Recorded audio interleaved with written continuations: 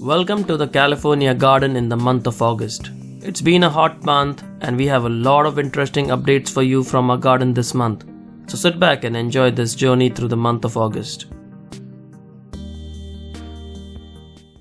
We will begin with a tour of the garden. We will look at the harvest we made this month. We will look at the things for you to do in your garden this month. And then we'll look at some cool gardening products that are available in the market. So let's begin with a tour of the garden. There are a lot of vegetables growing in our raised beds, starting with these onions. These are the spring onions that are growing very well and they'll produce small bulbs. Followed by the bitter gourd plant, which has really taken off in the heat of the summer season. We harvested a lot of bitter gourds and you will see that soon in the harvest section of this video. Followed by the cluster bean plants. Now I'm not very happy with the way they've grown, but since I'm trying these out after a long time, I'm hoping that they'll produce some good cluster beans. In the next bed we have the hyacinth beans, the bush hyacinth beans, and they've grown very well. In the last month they've really taken off in the heat of the summer season and they grow very well under these conditions. Followed by okra. We planted a second set of okra here in this raised bed along with the Nombo giant okra at the back, and the okra production has been fantastic. We have been harvesting a lot of okra every now and then, almost every day now. So in this heat of the summer season, the okra really thrives. And then moving on to the next raised bed, we have a very crowded raised bed. We have some tomatoes at the back, the San Marzano and the big boy tomatoes. They're still producing a lot and we had so many tomatoes in our garden that I actually am not able to use all of them. So I'll harvest them as we need. Followed by some gourds and the sweet potato plants on the surface of the raised bed and some taro root as well. So all in all, a raised bed with a lot of plants. And then we have more okra. This is a new set of okra that we started last month and the plants have grown pretty big, and since it's really hot here, they have been thriving. The pepper plants at the back are also growing pretty well, the hot peppers. And finally in the first bed we have a new set of tomatoes that we planted and interplanted with the basil. And you can see here the tomato plants have started producing tomatoes. So the second batch of tomatoes that were planted in June are a good idea, and this is something I'm going to start doing from next year onwards to get more tomatoes in the garden. So as you can see here, all the tomato plants are producing very well, and the basil plants are also looking very healthy, growing in between the tomato plants. So all these tomato plants are producing tomatoes now in the summer season now in this heat. And they've been doing pretty well, quite healthy plants, and I hope this production will continue at least for some time. And that concludes the tour of our raised beds. We will now move on to the tour of the container garden. In the containers we have a lot of things growing. I separated one pineapple shoot and planted it separately. We have the pubescence pepper that's now flowering. It's an interesting pepper variety. I've never really grown this, so I'm looking forward to seeing how it produces. Followed by some corn, some colored corn that is now growing pretty well. And in the next container we have cucumbers, the white cucumbers that have grown really big and they're producing small baby cucumbers now. So hopefully in the next month we should be able to harvest some cucumbers. Followed by the ivy gourd plant.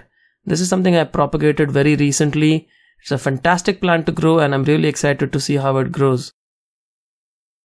Followed by the bush hyacinth beans that we planted earlier.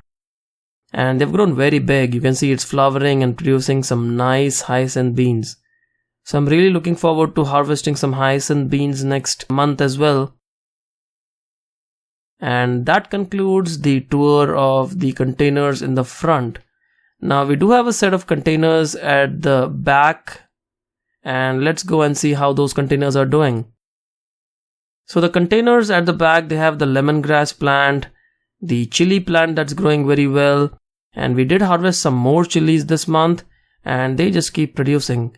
This cayenne pepper variety is just producing like crazy. Followed by the plants in the front, which is the mint plant, some strawberry plants here, and the pineapple plant that's also growing pretty well. This is the other pineapple variety I planted. The curry leaf plant at the back has been producing a lot of seeds, and I hope to propagate some seeds so that I can give it out to folks that are local to my area.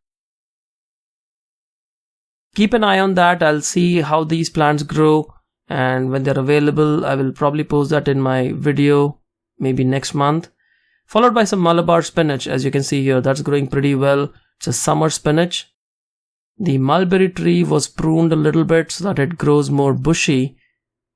And we have the San Marzano tomato plant that is now growing very well as well.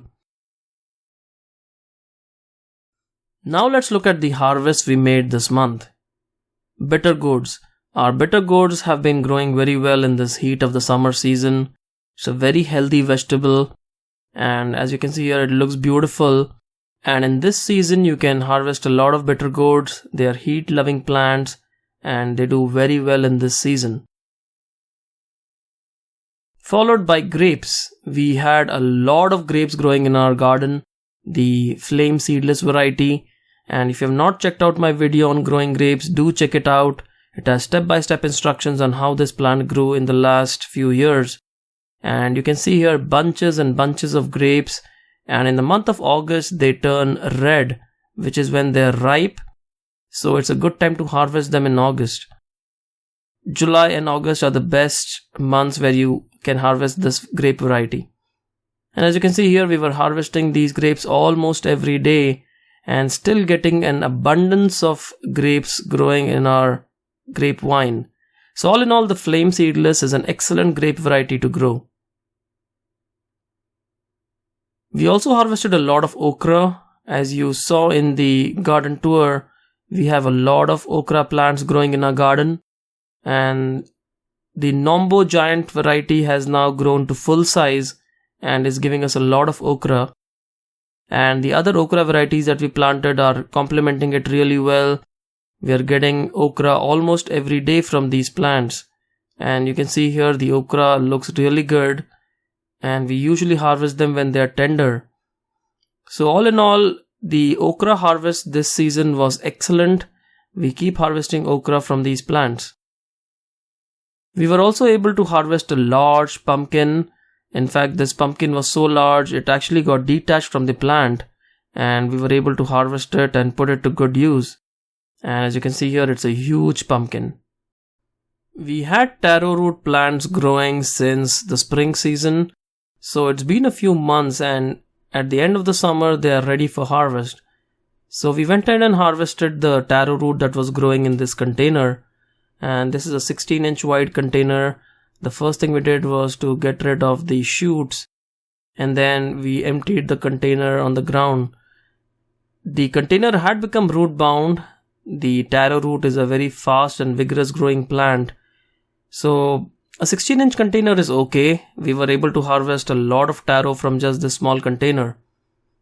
But as a bare minimum, I would recommend at least this sized container to grow taro roots or the taro plant to get a decent harvest. And for those of you who haven't tasted taro, it's a very nutty version of what potatoes taste like. It's an excellent starchy vegetable. Great replacement for potato. It has a lot of nutrients as well. So if you haven't tried it out, do try it out. And it's very easy to grow in your home garden.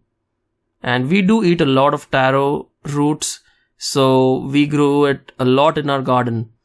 And here you can see after washing, this is how the taro roots look like. The roots are the best portion of the plant, the most edible portion of the plant, although you can eat the leaves of the taro plant as well. And it looks like a great harvest. And moving on to our tomatoes harvest, we harvested a lot of tomatoes once again this month. I think it was a great season to grow tomatoes here in Southern California this year. And we continue to get our cherry tomatoes and all the other tomato varieties. And as you can see here, we harvested these cherry tomatoes, and we also harvested some other tomato varieties we will see soon. But you can see how nice these tomatoes are. And although we did have the spider mite problem earlier last month, the mite problem was gone, and you can see that the tomatoes are producing very well. And for the other tomatoes that were growing in the raised bed, we completed the harvest so that we could clear up some of these plants. And since we had another batch of tomatoes growing, I was able to clear these out after harvesting them. So we harvested the San Marzano, the Big Boy, as well as the cherry tomatoes. And overall it was a very big harvest. We got a lot of tomatoes from this raised bed. And once we harvested all these tomatoes, we were able to clear them out for the next plants. And as you can see here, we had bags and bags of tomatoes, very delicious tomatoes, homegrown tomatoes, and it's really a delight to harvest tomatoes, share it with your neighbors, friends, and family. And now let's look at the things to do in your garden this month. There are a lot of things you can do, like pruning. If you have curry leaf plants, this is a good time to prune them while you harvest them, because it's a good season for them to grow. You can also start some seeds. This month I started some curry leaf seeds, and in the next week I would probably start some fall vegetables as well. So it's a good time to start planting those seeds. And now let's look at some cool gardening products in the market. Starting with this gorgeous looking shelf that can be assembled without any tools and is a great addition to do your container gardening. And I'm doing an honest review of this product by Shirley's Simple Shelving, and I'm not associated with this company in any way. I received the product for review and I'm providing an honest review. Now when you open the package, you will see that there are 2 shelves that are included with this product, and these 2 shelves will form the base of the product. And you can see here there are 2 slots where the wood goes in, and it's very customizable. So you can use wood of any length that you can slide into these slots, and that's why it's a toolless design. So I think it's a very clever idea, great design, and let's see how that works out. And these shelves are made in the USA. They are very high quality shelves as well. Now what you would need is wood. I use these 2x12s and they are 8 foot long. Now you can use any length of wood you need for these shelves. You can go with like a 6 feet or 8 feet or whatever length you want. And you would also need some things to paint your wood. I highly recommend that you protect your wood before you put it on an outdoor shelf. Now you can also use pressure treated wood and skip this step, but I just like to paint my wood and keep it really good looking. So I'm going to use this sandpaper just to scrape off some bits of wood on the top.